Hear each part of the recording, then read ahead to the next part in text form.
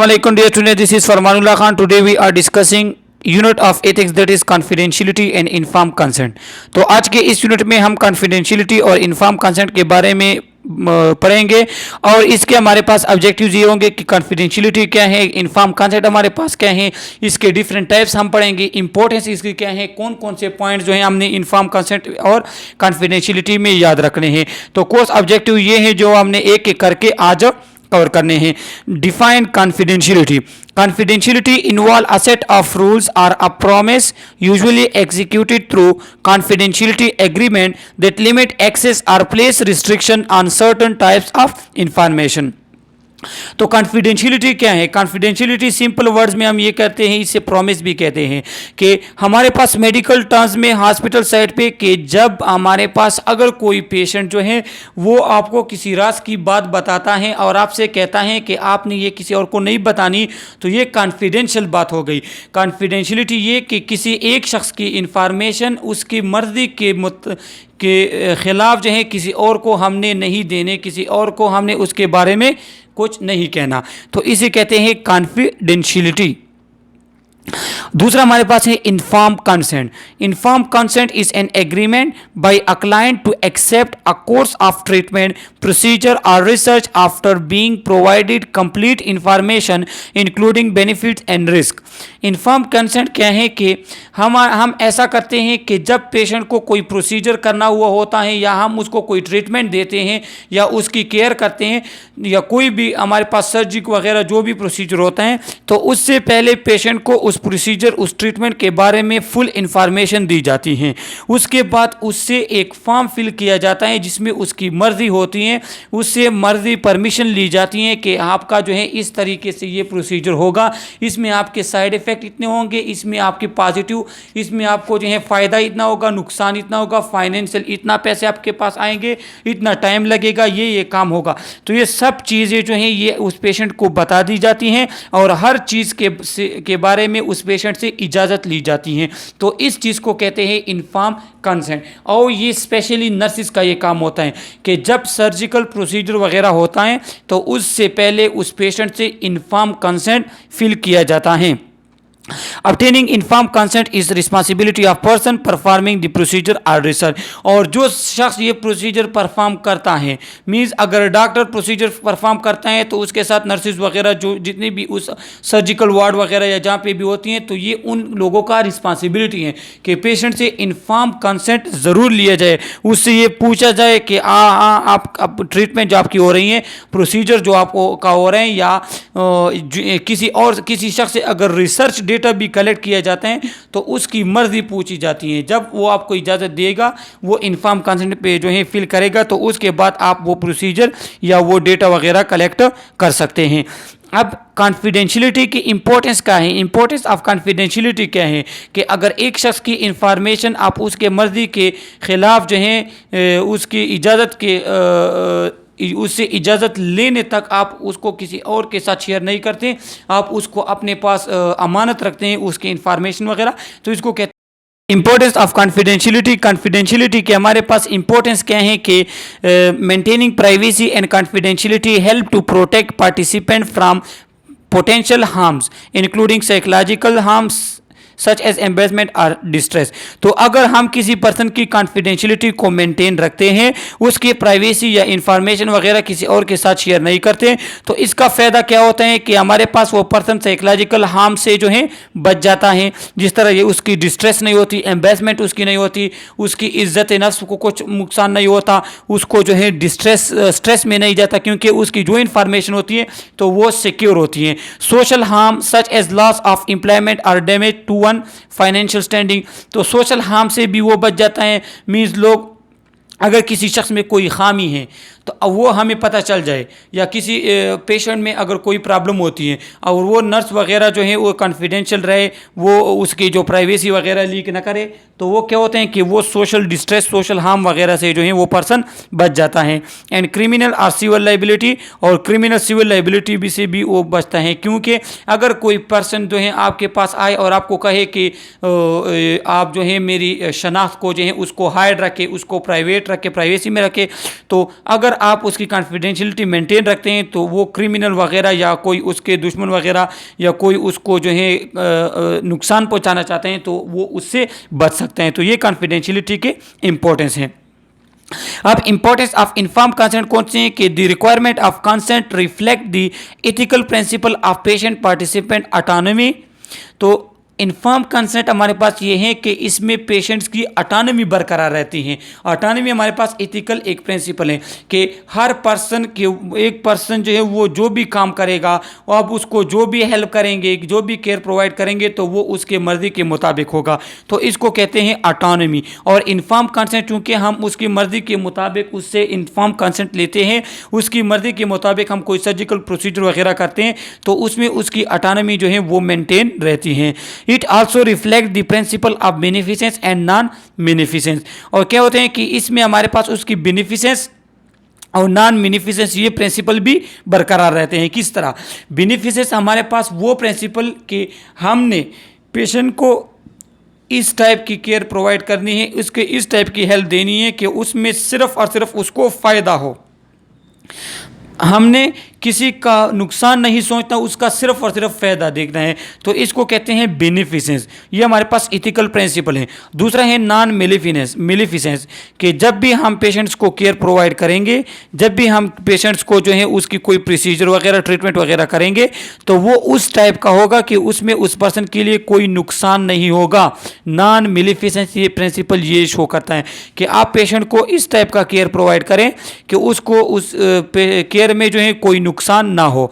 It save both health care members, researchers and patient participant legally in exceptional circumstances. Medical treatment must not be administered without obtaining patient valid consent. तो जब हम inform consent ले लेते हैं तो वो patients की मर्जी उसमें शामिल हो जाती है, या अगर हम कोई रिसर्च करते हैं तो उसमें किसी से डेटा लेते हैं तो उससे पहले उससे इन्फॉर्म कंसेंट फिल किए जाते हैं।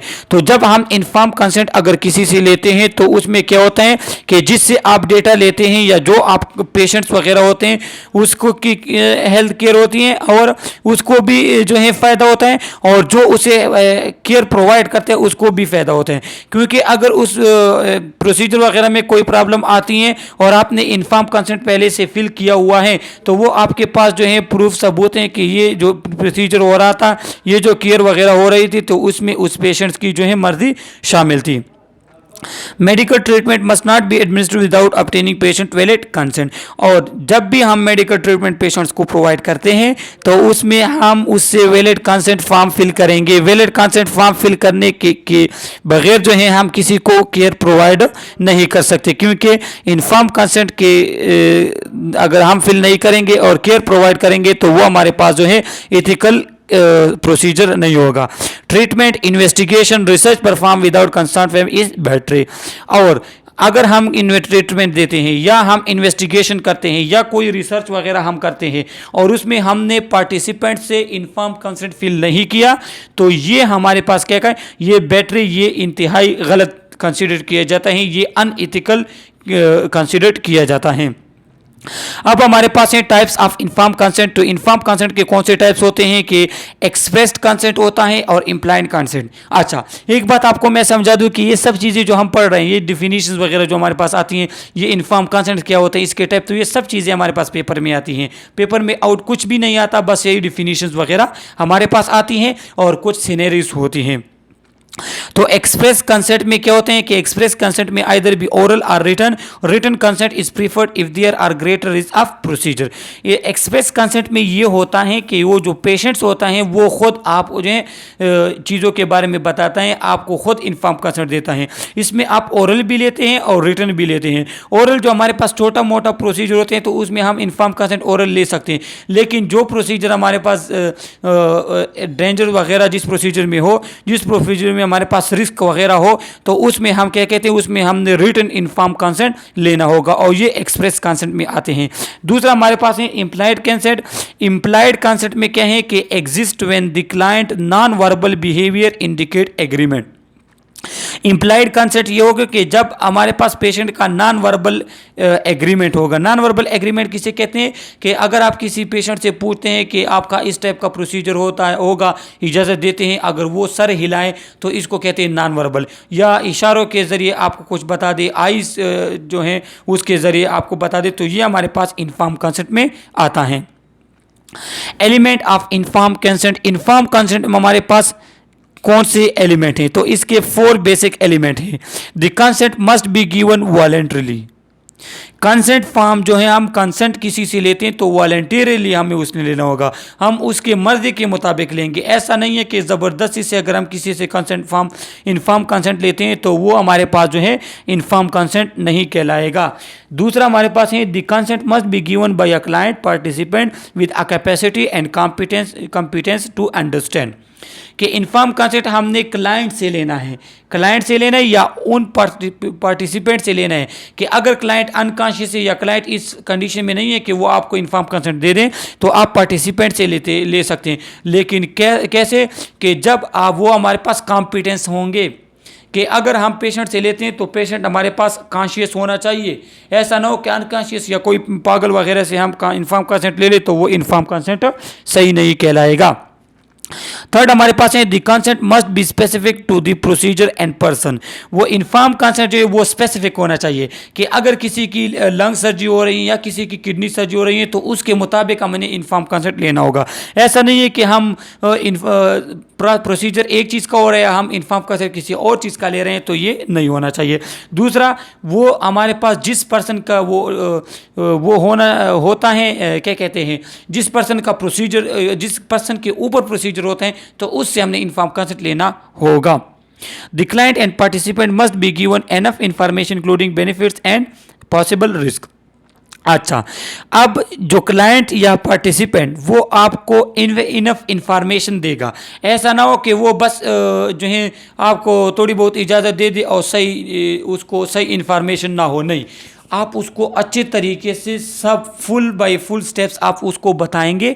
उसके बाद आप उस पर्सन से जो है इन्फॉर्म कंसेंट ले लेंगे और इन्फॉर्म कंसेंट आप कंप्लीट जो है फुल इन्फॉर्म कंसेंट आपने लेना होगा। जितने जो इन्फॉर्म क्वेश्चन में कंसेंट में जो क्वेश्चन होते हैं, जितने उससे एग्रीमेंट वगैरह साइन वगैरह ये सब चीज़ें आपने उससे लेनी होगी। अब process of inform consent, inform consent का प्रोसेस क्या है, किस तरह हम इन्फॉर्म कंसेंट ले सकते हैं।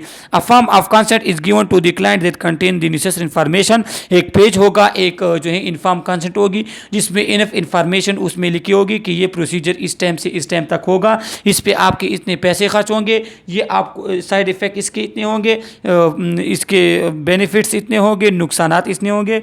To give inform consent the client must not feel force और प्रेशराइज। और जब इन्फॉर्म कंसेंट आप क्लाइंट को देते हैं तो वो आप उसको प्रेशराइज नहीं करेंगे, आप उसको इन्फोर्स नहीं करेंगे, वो खुद अपनी मर्जी से इन्फॉर्म कंसेंट फिल करेगा। लेकिन उसको पता होना चाहिए कि इन्फॉर्म कंसेंट में क्या लिखा है। The client must feel free to make decision. Client को आप डिसीजन के लिए फ्री करेंगे कि आप जिस टाइप का भी डिसीजन लेना चाहते हैं आप ले सकते हैं, लेकिन उस क्लाइंट को जो हमारे पास कॉन्शियस हो, नॉर्मल हो।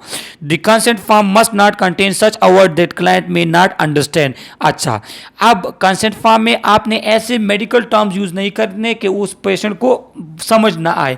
हाँ, अगर उसमें यूज़ हुए हैं तो आप उस पेशेंट्स को क्लेरिफाई करेंगे, एक्सप्लेन करेंगे वो terms. Consent must B translated if the client has language barrier. अगर कोई पर्सन आपके पास जो है वो पश्तो स्पीकर है और इन्फॉर्म कंसेंट इंग्लिश में है तो आप उसको जो है एक्सप्लेन करेंगे।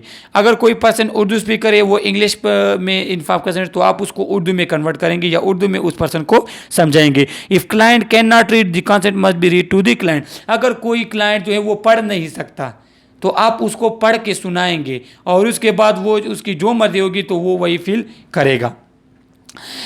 Exceptions to requirement of consent. अब इन्फॉर्म कंसेंट हमें कब ज़रूरत नहीं होती, कब हम इन्फॉर्म कंसेंट पेशेंट से नहीं लेते। 3 group of people, 3 group of people ऐसे हैं जिससे हम इन्फॉर्म कंसेंट नहीं लेते। उसके पार्टिसिपेंट, उसके क्लाइंट के साथ जो वो है पार्टिसिपेंट वगैरह आए हुए होते हैं, जो उसके साथ हेल्थ केयर प्रोवाइड वगैरह, जो क्लाइंट के साथ जो फैमिली वगैरह वाले होते हैं, तो हमने उनसे ही वो इन्फॉर्म कंसेंट लेना है। तो वो कौन से लोग हैं जिससे हम इन्फॉर्म कंसेंट नहीं लेते? वो माइनर चिल्ड्रन, जो छोटे बच्चे होते हैं तो उन्हें अपनी सेहत के बारे में पता नहीं होता। अनकॉन्शियस पर्सन, या कोई सीरियसली इंजर्ड हुआ है, इमरजेंसी कंडीशन है, तो तब आप क्लाइंट से इन्फॉर्म कंसेंट नहीं लेंगे। या मेंटली इनकॉम्पिटेंट, या मेंटली अगर कोई पर्सन नॉर्मल नहीं है तो तब आप उससे इन्फॉर्म कंसेंट नहीं ले सकते। अब कुछ टर्म्स हमारे पास हैं जो कि इन्फॉर्म कंसेंट से रिलेट हैं, तो वो कौन से हैं? Decisional capacity.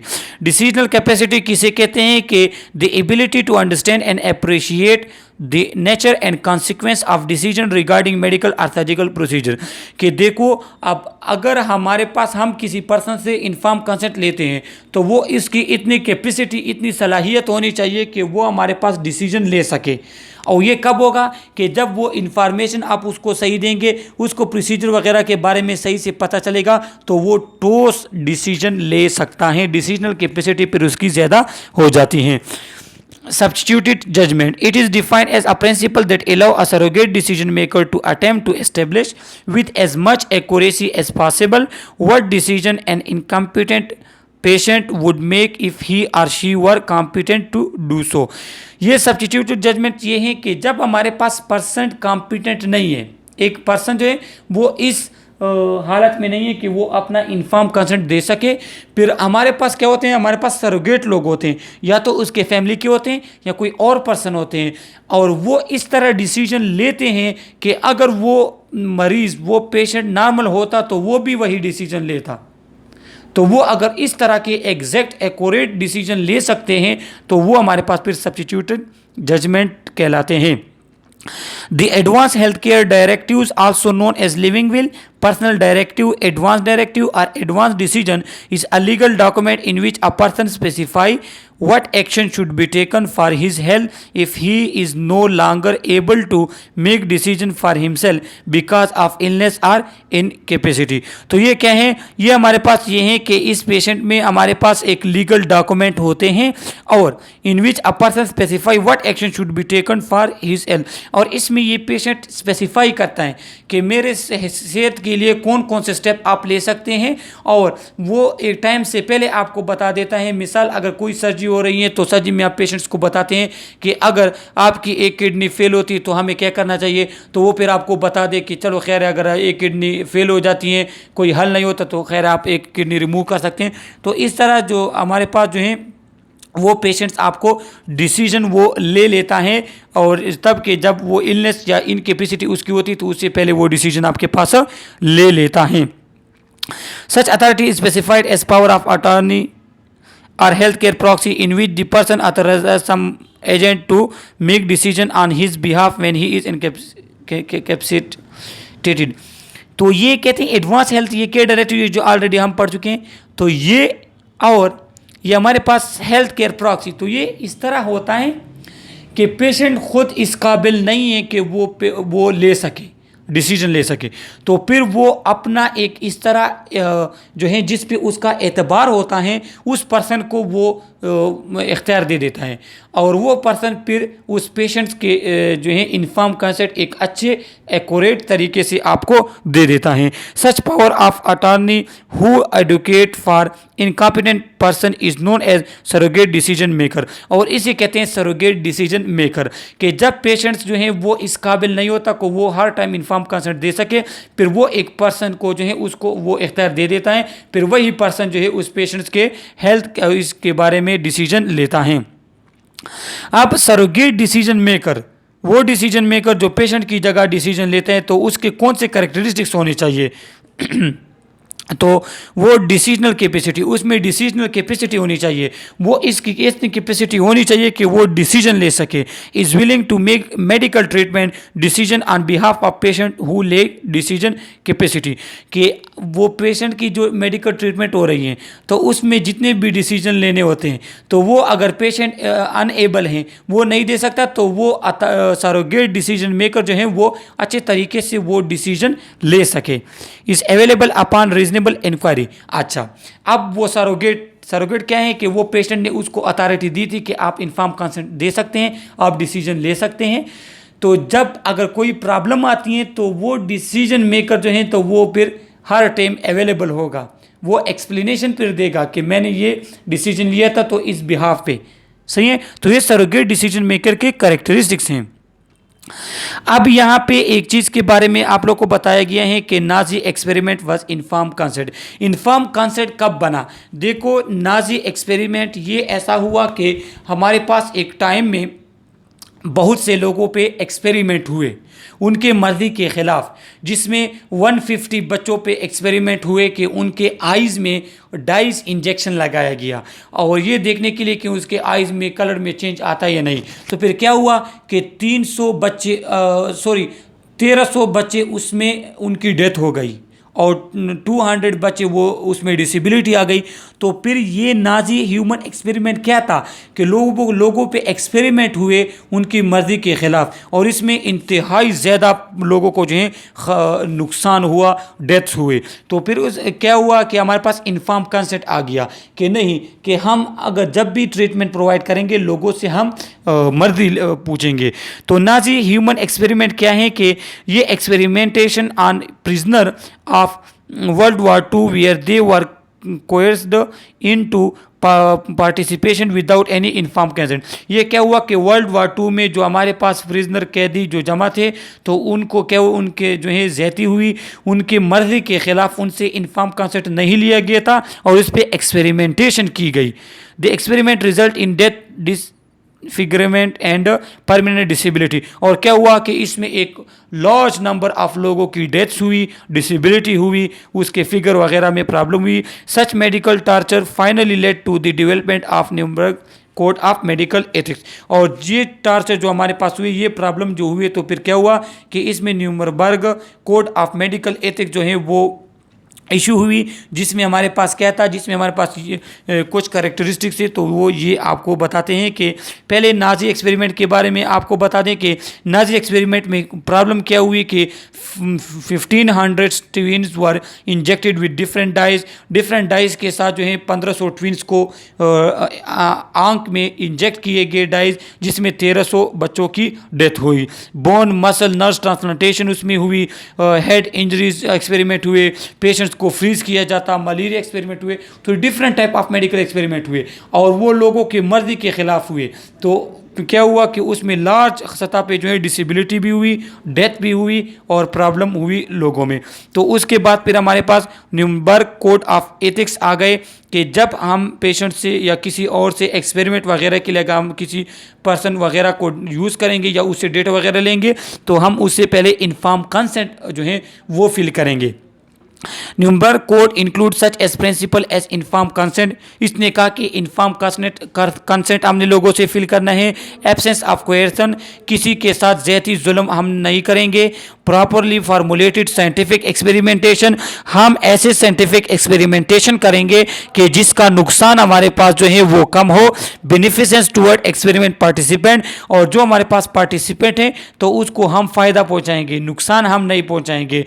हम ह्यूमन पे जो है एक्सपेरिमेंट अगर करते हैं तो उसमें उसके जो है बेनिफिसेंस होगा, नुकसान नहीं होगा। हाँ, जानवरों पे फिर भी थोड़े बहुत हम लोग कर लेते हैं, लेकिन ह्यूमन जो हमारे पास बात आती है तो उनसे ये सब चीज़ें जो है हमने लेने होंगे। अब इन्फॉर्म कंसेंट में क्या होता है, उसमें हमारे पास नेम ऑफ स्टडी होती हैं।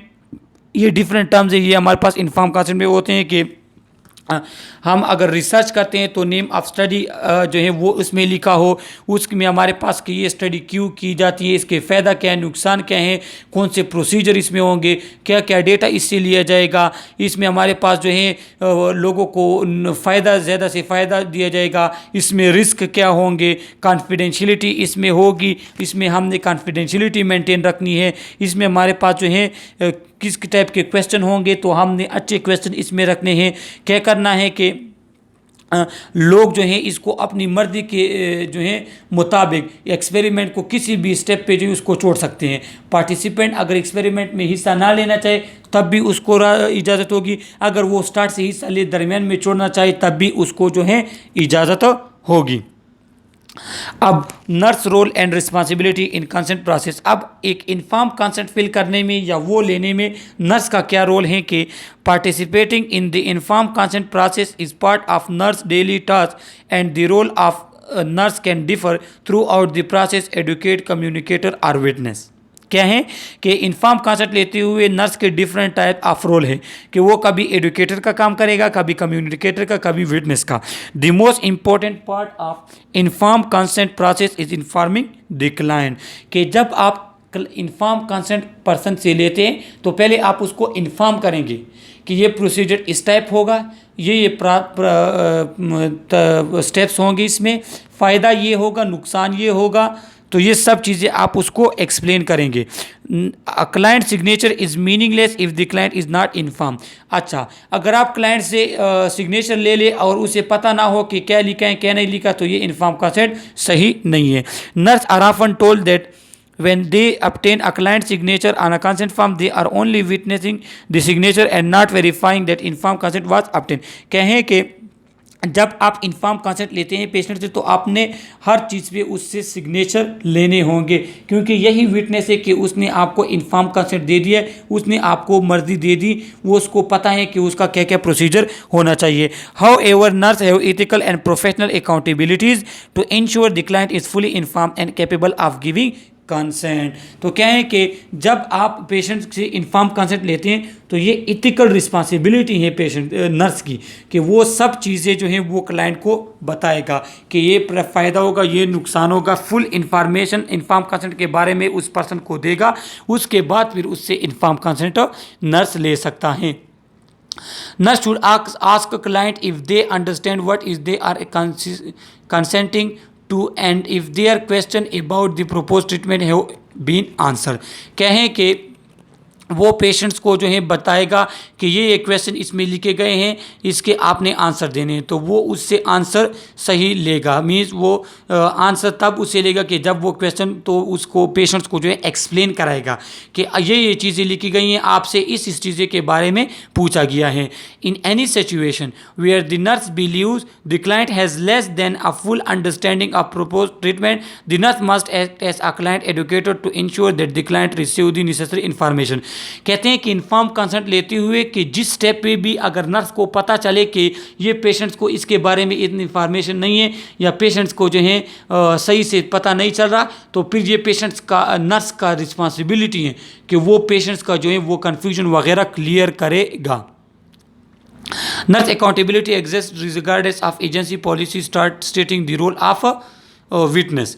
देखो किसी भी एजेंसी वगैरह की अगर रोल ऑफ विटनेस वगैरह या कोई और वहाँ पे जो है क्या पॉलिसी वगैरह होती हैं, लेकिन उसके अलावा जो है नर्स जो है वो अकाउंटेबल इसके लिए होता है कि ये जो इन्फॉर्म कंसेंट पेशेंट से लिया जा रहा है तो ये कॉन्शियस है नहीं कॉन्शियस, ये सही फील किया हुआ है, तो जितनी भी चीज़ इन्फॉर्म कंसेंट में है तो इसके लिए फिर नर्स भी अकाउंटेबल होता है कि आपने अच्छे तरीके से पेशेंट को समझाया है या नहीं।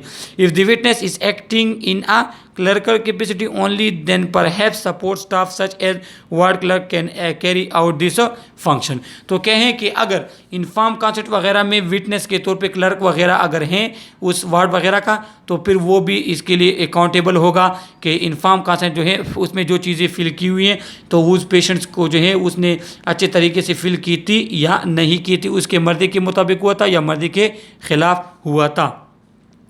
The importance of case consultation in nursing ethics. अच्छा, अब केस कंसल्टेशन किसे कहते हैं कि अगर कोई केस वगैरह है तो उसको आप कंबाइन करके उसको आप एक दूसरे से मशवरा करके नर्स डॉक्टर्स वगैरह जितने भी लोग हैं फैमिली मेम्बर, तो ये सब चीज़ें जो सब लोग हैं एक दूसरे के साथ मिलकर एक टीम वर्क में उस प्रॉब्लम को हल करें, तो इसको कहते हैं केस कंसल्टेशन।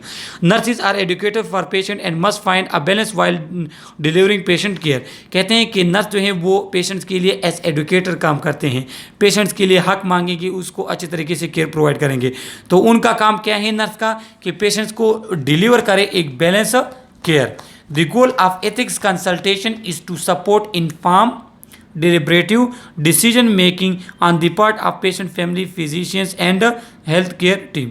तो कहते हैं कि एथिक्स कंसल्टेशन जो कंसल्टेंट होता है इथिकल, तो उसका क्या है कि वो हमारे पास जो है is to support inform deliberative decision maker, वो सपोर्ट करेगा inform consent decision making family physicians health care जितनी भी टीम हैं, तो वो सब जो हैं वो उसको पेशेंट से जो इन्फॉर्म कंसेंट लिया हुआ है तो वो सब लोगों के साथ कंसल्ट वगैरह करेगा। उन सब लोग को ये जो है पता होना चाहिए कि इस पर्सन से जो है इन्फॉर्म कंसेंट लिया हुआ है तो किस किस चीज़ का लिया हुआ है, सही है। तो वो सब चीज़ें जो हैं वो हर एक हेल्थ केयर या टीम में जो फंक्शन कर रहे हैं तो वो सब लोगों को पता होना चाहिए।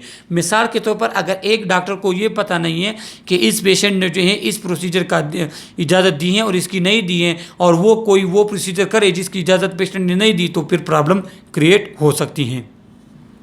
Seek to balance the concern of all stakeholder focusing on protecting the patient need and value। तो वो सब चीज़ जो है सब स्टेक होल्डर वगैरह जो हैं सब लोग ये टीम वर्क करेंगे और उसका एक सिर्फ मकसद होगा कि वो पेशेंट्स की जो है कि अच्छे तरीके से उसकी ट्रीटमेंट हो सके, उसकी जो है नीड्स पूरे हो सके। In case where a patient and family may be considering a decision involving serious ethical issue such as withdrawing or withholding life-sustaining treatment, do not resuscitate, etc. A consultation may help ensure they understand all of the issue and fact। अच्छा, अब inform consent अगर हम patient से लेते हैं, सही है, और कोई इथिकल इशू वगैरह आती हैं किस तरह के डू नॉट रेसिसिटेट, मतलब कि ये हमारे पास आर्डर देते हैं कि जब एक पेशेंट्स का पता चल जाता है कि अब ये बच नहीं सकता, अगर किसी पेशेंट्स को जो है ब्रेन डैमेज हो जाए या किसी के पेशेंट का हार्ट मुकम्मल डैमेज हो जाए तो फिर क्या होते हैं, फिर उसको जो है डू नॉट रेसिसिटेट पे कभी कभार रख देते हैं कि उसको जो है ट्रीटमेंट नहीं दी जाती, सिर्फ उसके जो है साइन सिम्टम को दूर किए जाते हैं, मीन पेन वगैरह को दूर किए जाते हैं, बाकी उसे ट्रीटमेंट स्टॉप कर देते हैं। डू नॉट रेसिसिटेट, उसको रेसिसिटेट वगैरह नहीं करते। तो अगर इस तरह के इश्यूज आगे आती हैं और पेशेंट या उसके अटेंडेंस ने आपको इन्फॉर्म कंसेंट दिया हुआ होता है तो फिर ये प्रॉब्लम वगैरह जो है ये इंतहाई कम वाक़या होती हैं। तो ये इन्फॉर्म कंसेंट और कॉन्फिडेंशियलिटी के ऊपर हमारा छोटा सा यूनिट था। इसमें अगर आपको कोई क्वेश्चन वगैरह हो थ्रू कमेंट आप हमसे पूछ सकते हैं।